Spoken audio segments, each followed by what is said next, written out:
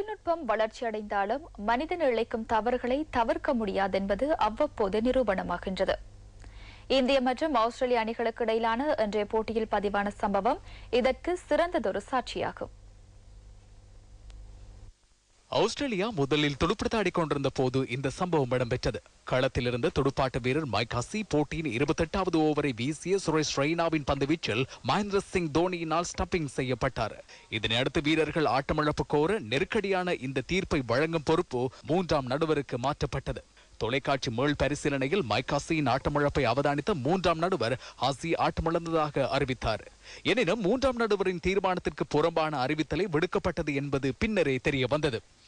அதாவது mic Hussey ஆட்டமிழக்கவில்லை என்ற தீர்மானத்தை எடுத்த நடுவர் அதனை அறிவிப்பதற்கு பதிலாக தவறுதலாக ஆட்டமிழப்பு சமிஞ்ஞையை அழுத்தியுள்ளார். எவ்வாறாயினும் இந்த விடயத்தை உடனடியாக மைக் ஹசிக்கு தெரிவித்த கள நடுவர்கள் மீண்டும் துடுப்படுத்தாடும் வாய்ப்பை ஹசிக்கு வழங்கினர்.